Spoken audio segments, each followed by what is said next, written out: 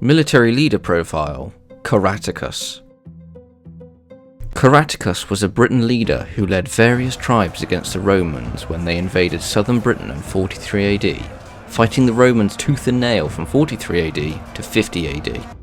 Caratacus was the son of a tribal leader who ruled the Catavaloni tribe who lived in modern-day Cambridgeshire.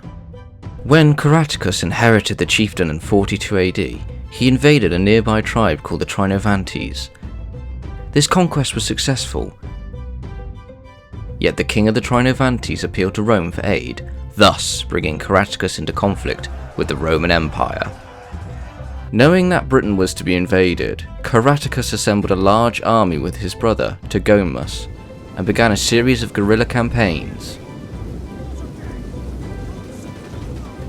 Yet, most of these attacks failed, as the Roman legions were too experienced and disciplined to break. Caratacus soon led his men in the Battle of Medway in 43 AD, yet despite fielding a much larger army, numbering around 100,000 allegedly, against an army of 40,000 Romans, he was decisively defeated, losing many men in the process. Even after losing his tribe's capital city of Camulodunum, Caratacus managed to mould himself as a figurehead against Roman occupation, while the remainder of southern Britain was slowly conquered. With his status as an enemy of Rome established, Caratacus began to appeal to other tribes in Britain that were outside of Rome's sphere of influence. With the support he gathered, Caratacus began a series of guerrilla campaigns, as he knew his forces would never be able to defeat the Romans in a pitched battle unless several factors were in his favour. These tactics worked to a degree of containing the Romans to southern Britain, and prevented the Romans from conquering Wales for at least a few more years.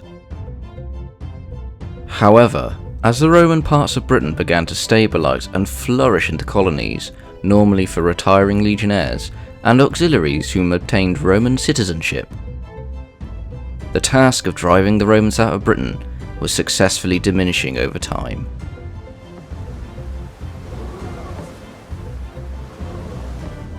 Yet, in 46 AD, Caratacus was given his best opportunity to attack the Romans on a much larger scale.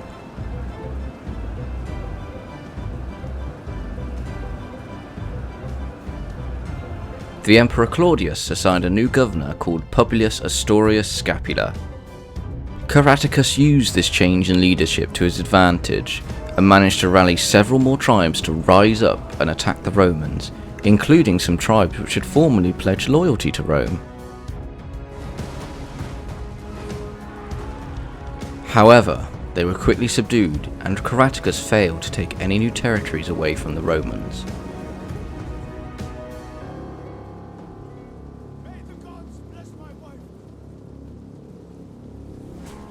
The Romans then began to retaliate by building more forts along the edges of their territories. This eventually trapped Caratacus in Wales, and soon enough he was forced to face them in open battle.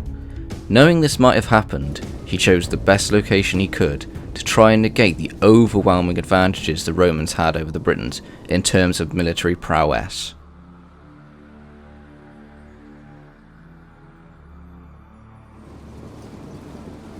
Unfortunately, despite picking the ideal location to use against the Romans in a place called Caratacus,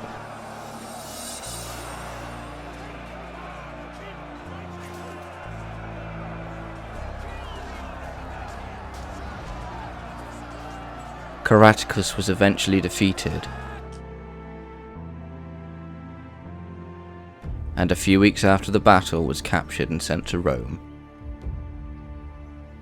But Caratacus' story does have a somewhat happier ending than most enemies of Rome, as the Romans saw him as one of their greatest adversaries at the time, and thanks in part to the speech he gave to the Emperor and Senate, he was allowed to live the rest of his days in Rome.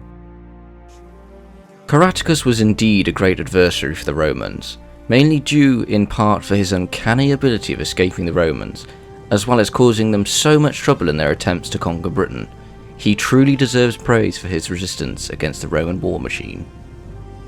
Given that if Caratacus had more support from the other tribes of Britain, I believe the initial invasion by the Romans would have been driven back.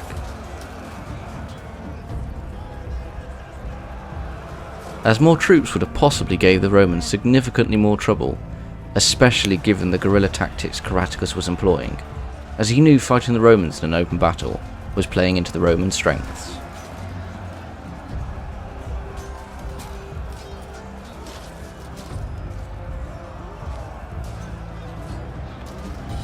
Yet, in all of these instances, the Roman Empire at this point in history was a well-oiled military machine, with the best troops in the world available to them, and plenty of them.